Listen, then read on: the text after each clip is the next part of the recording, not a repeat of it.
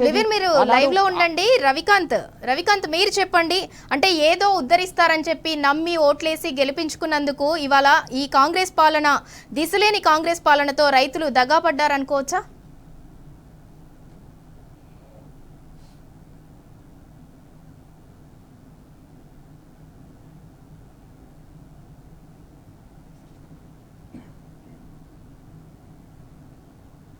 మారిందని మనం అర్థం చేసుకోవాల్సి ఉంటుంది.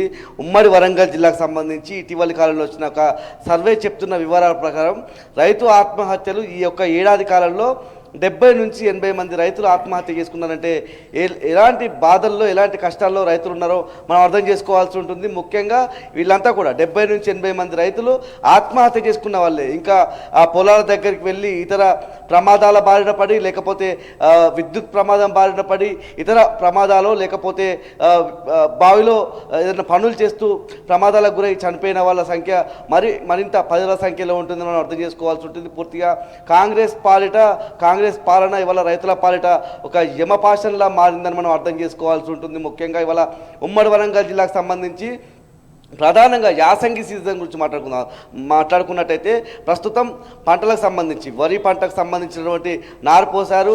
వ్యవసాయం కూడా మొదలవుతా ఉన్న పరిస్థితి మనం స్పష్టంగా చూస్తూ ఉన్నాము. ఇదే క్రమంలో వ్యవసాయదారులంతా కూడా రైతులంతా కూడా పిఎస్సిఎస్ కేంద్రాల వద్దకు వెళ్ళి యూరియా బస్తాల కోసం వెళ్తే వాళ్ళంతా కూడా పడిగాపులు గాయాల్సిన పరిస్థితి, క్యూలైన్లలో వేచి చూడాల్సిన పరిస్థితి మనకు స్పష్టంగా కనిపిస్తూ ఉంది. 10 ఏళ్ల క్రితం కాంగ్రెస్ హయాంలో, గతంలో కాంగ్రెస్ ఉమ్మడి రాష్ట్రంలో ఎప్పుడైతే కాంగ్రెస్ అధికారంలో ఉందో అలాంటి పరిస్థితులు మళ్ళీ ఉత్పన్నమవుతా ఉన్న పరిస్థితులు మనకు కనిపిస్తూ ఉన్నాయి. చెప్పులు క్యూలైన్లలో పెడతా ఉన్న పరిస్థితుల్లో గతంలో వానాకాలం సీజన్లో యూరియాకు సంబంధించి మనం చూస్తే నిన్నటి నుంచి మళ్ళీ ఈ యూరియా కష్టాలు ఉమ్మడి జిల్లాలో మనకు కనిపిస్తూ ఉన్నాయి. పూర్తిగా అధికారుల వైపు నుంచి, ప్రభుత్వం వైపు నుంచి యూరియా సరిపడా ఉందన్నటువంటి ప్రకటనలు వినిపిస్తున్నా అది క్షేత్రస్థాయిలో నిజం కాదని రైతులంతా కూడా తమ ఆవేదన వెళ్ళబోసుకుంటున్న పరిస్థితిగా మనకు కనిపిస్తూ ఉంది. తాజాగా నిన్నటికి నిన్న మహబూబాబాద్ జిల్లా ఇటు కొత్తగూడ, గంగారం, గూడూరుకు సంబంధించి పొగళ్లపల్లి పిఎస్సిఎస్ కేంద్రానికి అంతసేపు పడిగాపులు కాసినప్పటికీ వాళ్ళకి అందినటువంటి యూరియా ఎంతంటే 1 నుంచి 3 బస్తాలు మాత్రమే వాళ్ళకి అందింది. ముఖ్యంగా ఆ 3 మండలాలకు సంబంధించి మనం మాట్లాడినట్టయితే ఏదైతే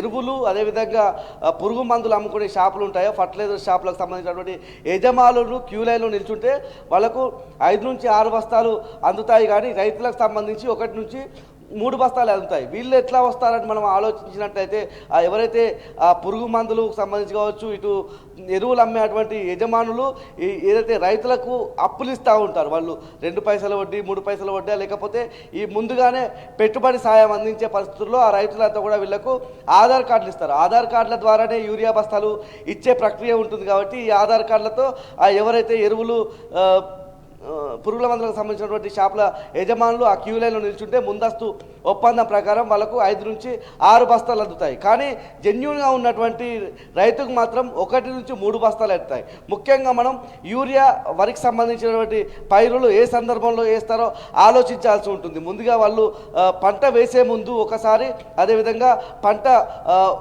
నెల రోజులు అయిన తర్వాత పైరు వచ్చే క్రమంలో ఏదైతే వరిధాన్యం మొలకెత్తే క్రమంలో మరొకసారి పూర్తిగా వరి పంట అంతా కూడా పూర్తయిన సమయంలో మరోసారి, అంటే ఒక రైతు 3 సార్లు యూరియా ఆ పొలంలో వేసే పరిస్థితి ఉంటుంది. 1 ఎకరాకు మనం గమనించినట్లయితే వరి పంటకు సంబంధించి 1 ఎకరాకు 5 నుంచి 6 బస్తాలు వేసినట్లయితే ఒక 5 ఎకరాలకు పండించేటువంటి రైతుకు మొత్తంగా ఒక 5 ఎకరాలకు ఒకసారి మాత్రమే మనం చూసినట్టయితే 30 బస్తాలు అవసరం ఉంటుంది. అది 3 సార్లు చూసినట్టయితే 90 బస్తాల వరకు అవసరం అవుతూ ఉంటుంది. ఇదే క్రమంలో ఒక 5 ఎకరాల రైతు నిన్న క్యూ లైన్లో నిల్చున్న క్రమంలో అతనికి 1 నుంచి 3 బస్తాలు ఇస్తూ ఉన్న పరిస్థితి మరొకసారి రావాలనేటువంటి సూచన చేస్తూ ఉన్నారు.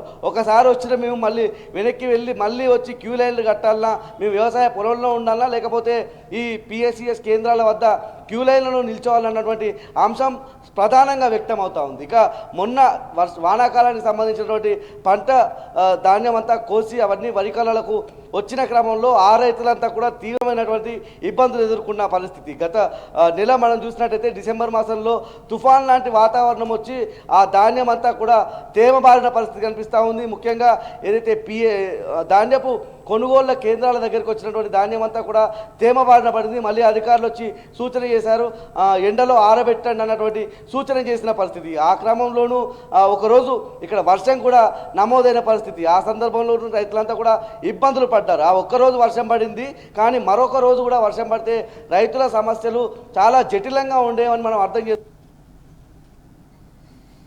రంగు మారినప్పటికీ తమ ధాన్యం అంతా కొనాలని డిమాండ్ చేశారు. దాంతో పాటు ఇవాళ ఒక మనం ఈ ధాన్యపు కొనుగోలను మనం ఒక ఉదాహరణతో పోల్చొచ్చు.